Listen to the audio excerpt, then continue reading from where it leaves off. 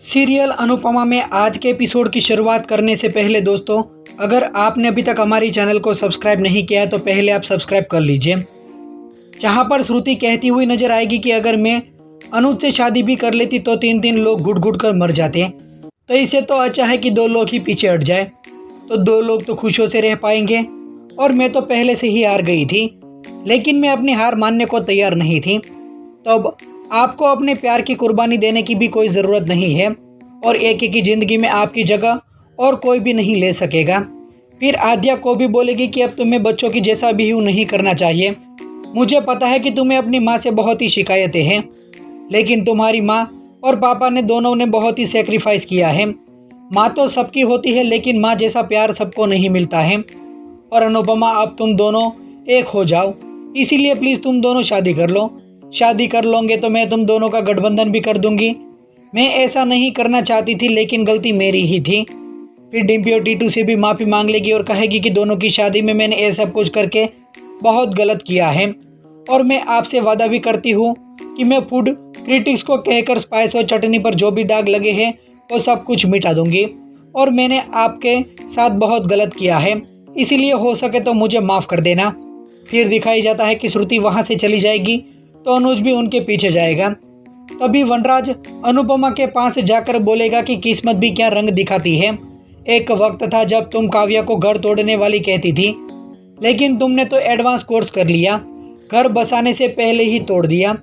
और कितनी चालाकी से तुमने श्रुति का पता ही काट दिया, बेचारी भी बन गई और सिंपैथी भी ले ली और अनुज को भी छीन लिया।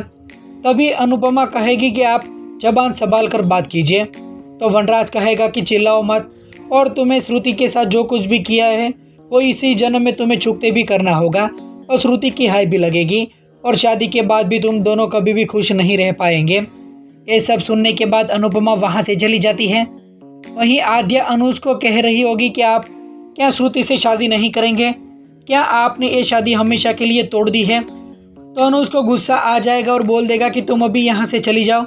तभी दिखाया जाएगा कि श्रुति अब अनुज से माफ़ी भी मांग लेगी, और अनुज भी उसे सॉरी बोल देगा और कहेगा कि मैंने ओवर रिएक्ट कर दिया। जब बात अनु की आती है तब मैं खुद को कंट्रोल नहीं कर पाता हूँ, और ये वक्त डिम्पी और टीटू की शादी का है, और हम यूएस में भी ये बात को सुलझा सकते थे। तभी श्रुति कहेगी कि जो कुछ भी हुआ वो अच्छा ही हुआ, और तुम्हें पता भी चल गया कि अभी भी अनुपमा के दिल में तुम्हारे लिए प्यार है। अब तुम वही करो जो तुम्हारे दिल कहता है। मैं तो अकेली भी रह लूँगी, लेकिन तुम दोनों कभी अलग नहीं रह पाओगे।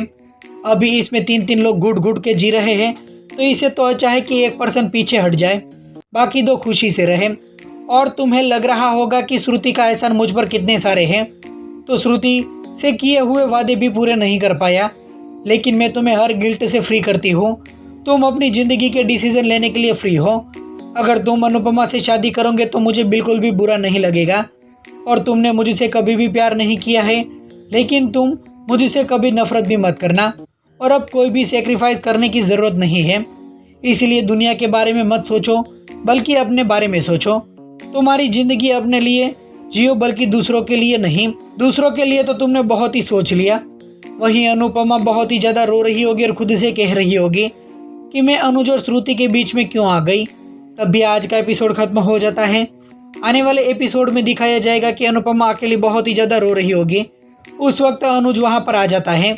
तभी अनुपमा अनुज के लिए शायरी भी कहेगा और बोलेगा कि जन्मों जन्मों तक वहाँ पर खड़ा हूँ जहाँ पर तेरा नाम हो, क्योंकि मेरी दूरी इस नाम से शुरू हुई और इसी नाम से ख़त्म होगी।